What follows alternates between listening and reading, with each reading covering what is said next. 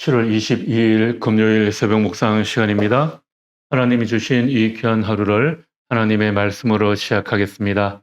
열왕기하 14장 27절, 주님께서는 이스라엘의 이름을 하늘 아래에서 지워 없애겠다고 말씀하시지 않았기 때문에 여호와스의 아들 여로보암을 시켜서 그들을 구원하신 것이다.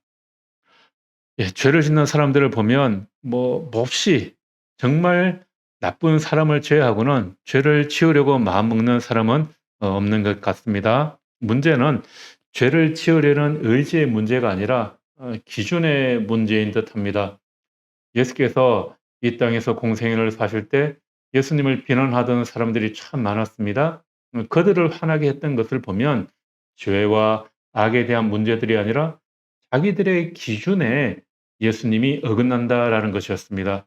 자신들의 기준으로 율법을 잘 지키는 자들에게 예수님의 행동은 얼마나 무책임한 행동이었는지 모릅니다. 예수님께서는 아무에게나 누구에게나 사랑을 베풀고 은혜를 베풀어 주셨습니다. 원래 유대인들은 자기 공동체만 이웃으로 생각하고 사랑을 나눌 대상으로 여겼습니다.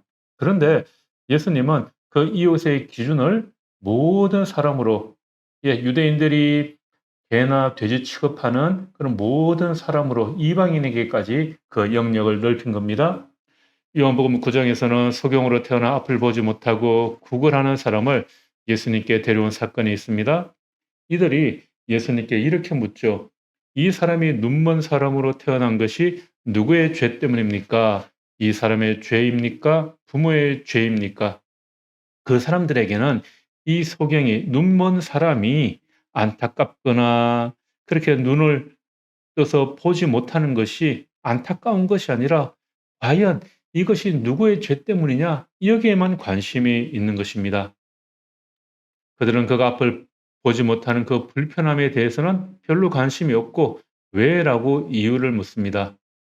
종교적인 꼬투리를 예수님에게서 잡겠다는 거죠. 그런데 예수께서는 이들의 논쟁에 말려들지 않으시고 그냥 그 소경의 눈을 뜨게 해 주셨습니다. 사람들이 이론과 교리에 관심을 가질 때 예수님은 소경에게 관심을 가지셨던 것입니다. 그런데 이 사건 이후에 오히려 소경이 난처하게 되죠. 소경의 주위에 있던 사람들은 소경이 눈을 뜨게 된 것을 별로 기뻐하지 않았습니다. 오히려 예수님과 관계를 맺은 것 때문에 그의 삶이 난처하게 되었다는 것이죠. 중요한 것이 무엇입니까? 소경의 삶에 하나님의 은혜가 임했고 보게 되었다라는 것입니다. 여로보암 2세 때 이스라엘은 가장 강성했지만 하나님께서 그것을 기뻐하지 않으셨습니다. 악인의 번성함은 축복이 아니라 하나님께서 아직 때가 되지 않으므로 그냥 내버려 두셨다는 것입니다.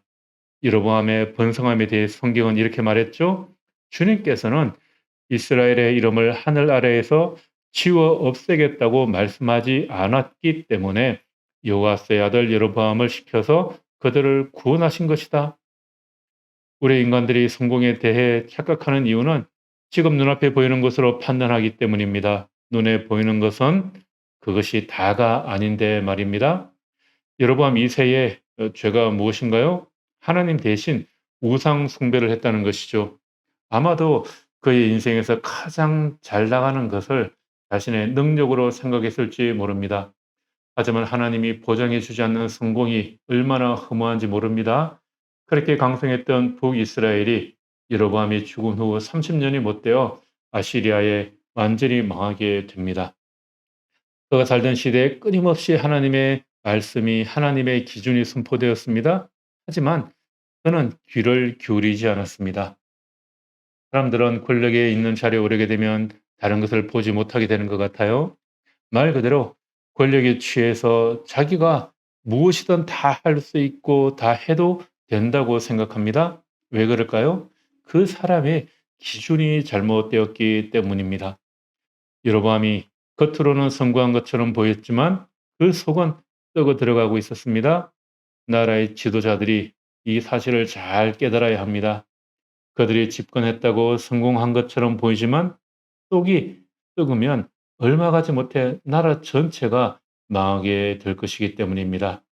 그래서 참으로 이 나라와 민족을 위한 기도가 필요한 때인 것 같습니다. 오늘 하루를 시작하며 그렇게 나라와 민족을 위해 기도하실 수 있기를 바랍니다. 아멘.